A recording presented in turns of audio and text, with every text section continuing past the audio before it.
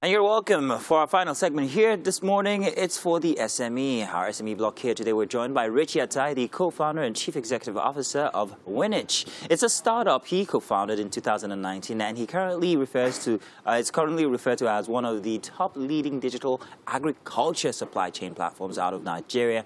In 2021, he was nominated for the Forbes 30 Under 30 Africa Award and has a couple other nominations to his name. You are welcome here, Mr. Tai. Thank you so much. I love the name Atai, by the way. Let me just say that. Yeah, thank you. Why did you come in with a tie? All right, let's get serious now.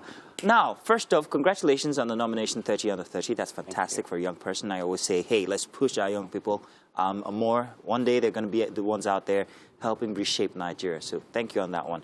Let's talk agriculture. Let's talk Winich. What exactly is Winich? How do you guys function? Okay, thank you so much. So typically, what founded Winich Farm. So the idea behind it was I founded my first startup while in the university, where I was repackaging beans that was free of dirt, weevils, preservatives. Nice. However, one of the major challenges we experienced at the time was that getting the beans from the suppliers was such a huge challenge. And that was on the one hand. On the other hand, it was pretty expensive. Now, it was even more worrisome for us because at the time, Nigeria was the largest producer of beans in the world. So it just did not make sense that beans was cheaper in, say, London than it was in Lagos or in Edo, Benin City, where I schooled. So it was on that premise we thought, okay, how about we do some form of backward integration in the value chain to understand why this problem existed and see how we could use technology to solve this problem. It was on that premise we identified two challenges that existed. One, there's a long chain of middlemen in the value chain, from the food producers to the informal processors and retailers. As a result of that, there's a lot of hoarding, and coupled with a number of other things, it leads to ripple effects that makes prices go up.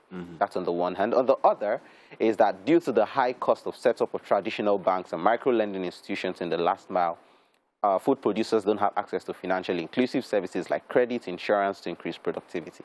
So pretty much that's the basis to which Winich was established.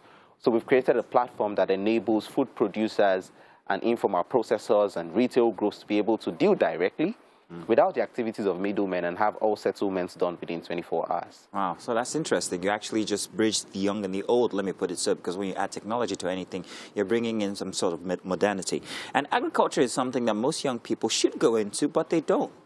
While we were talking, or while we were having our pre-talk here, I was also identifying a few things that might have seemed to be challenges. And if you recall, I asked you now, if you are bringing tech and using tech to bridge these people, your processors, and of course the supply chain, your suppliers rather, how have you managed, first of that awareness? If you're going to use Winich, then that means that you must be aware, at least tech savvy to some degree, yes? However, we do know where most of our agriculture is founded. It's not in places that you have internet penetration, for one. Right. Secondly, the people who are actually hands-on this are not as tech savvy as you'd expect. So how have you managed that as a startup? All right, thank you so much. So what we have done, I should first mention that the narrative is changing in terms of the interest in agriculture has begun to even increase on the part of the younger population. Nice. Right. And in terms of the technology, so what we have done was we leveraged an already existing infrastructure of agent centers who double as our collection centers. So by agent center, I'm referring to POS points. So you see a lot of POS points, scattered across the country. So what we have done is use these POS points to serve as collection centers, who double as collection centers for Winich. So whenever a farmer wants to sell his produce, unlike the traditional system that he will probably go to wait for market days in the rural communities to sell off his produce. He can simply just bring his supplies over. Take that again? He can simply bring over his supplies to the closest agent center to him. Okay. Right, so this has helped. Now, the farmers are not the one who use the technology. Exactly. Just like the POS points. It's not the users that use the POS machines. Yes. It's the agents that use the POS machine. So the same way, we have educated the agents on how to use the platform. So whenever the farmer wants to sell his produce, he goes to the closest agents to him. The agent uses the technology, captures the produce, uploads it on our mobile platform, and in a short period of time, the truck driver is allocated to pick up the produce and deliver to the buyer. That is very, very interesting that you can do this for food just like you do for money when you go to a POS station. Now, however, I was also talking about the fact that, for instance, and I'm going to bring in anybody who's listening out there who's finding this very interesting and perhaps wants to dabble into this kind of business.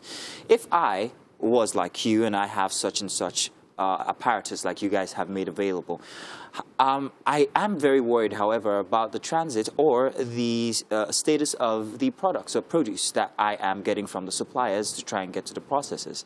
In the time it leaves the suppliers, stays at the agent's juncture before it gets to the processors, whose responsibility is it and how have you tackled that? Okay, I find this question very interesting. And that's because we have faced the challenges real time.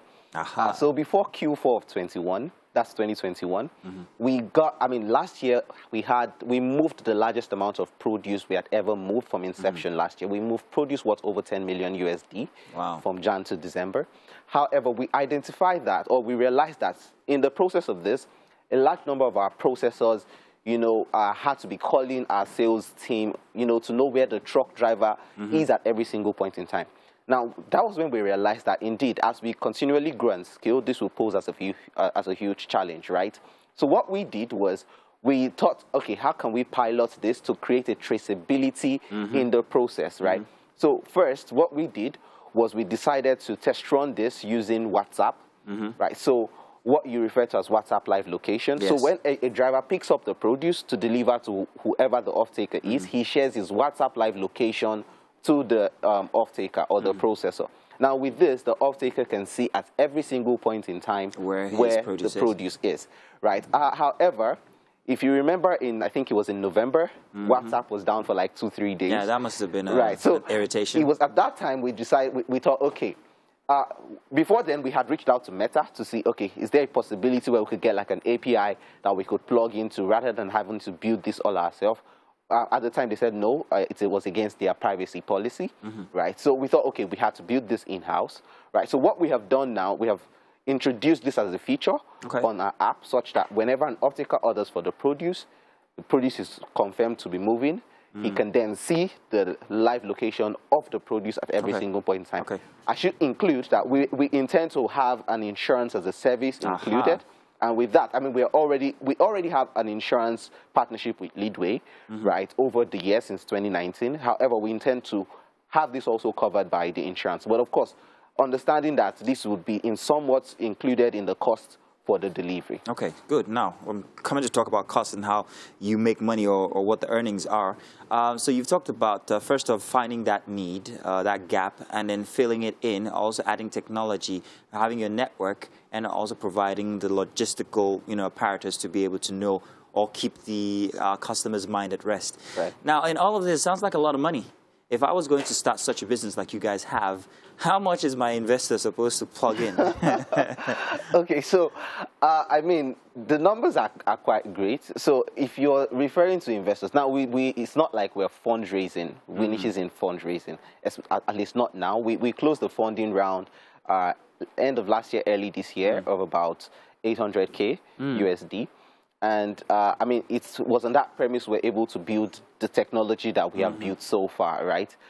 So I don't know if that answers your question, right? Because we are not fundraising from retail investors, right? So, pretty much. So you make most of the money from what now? Who now? The processors? Absolutely. So the processors pays for it. So we charge a commission for every produce or for every gross merchandise value that needs to be moved. We charge a commission. So what advantage is it for the suppliers, the farmers? Now, the beautiful thing is the suppliers, the farmers, right, they get a better income. So before Winich Solution came into the picture, like I shared, there are at least 2 layers of middlemen in the value chain before Winich Solution came.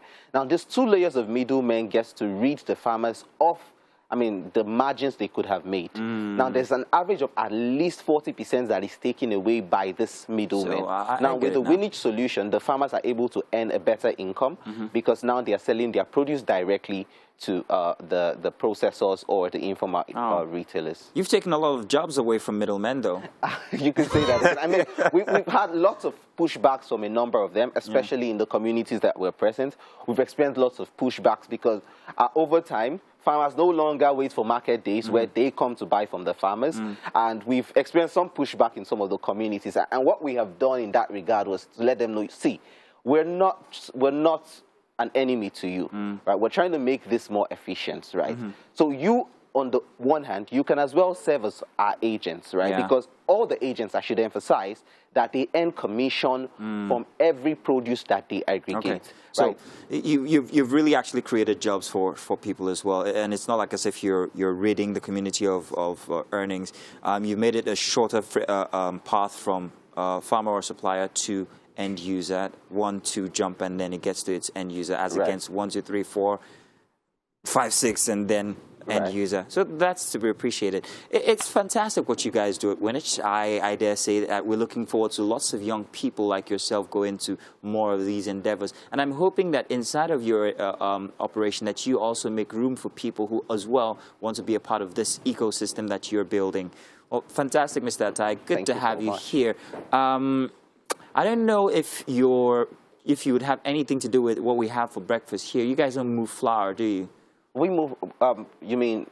Flour, like, the flour we use for breads and confectionaries and stuff. No, so currently we work with the produce moved from the farm directly, right? So not I was trying to segue into our kitchen segment here where we have some very nice sandwiches. I'd like you to come and join.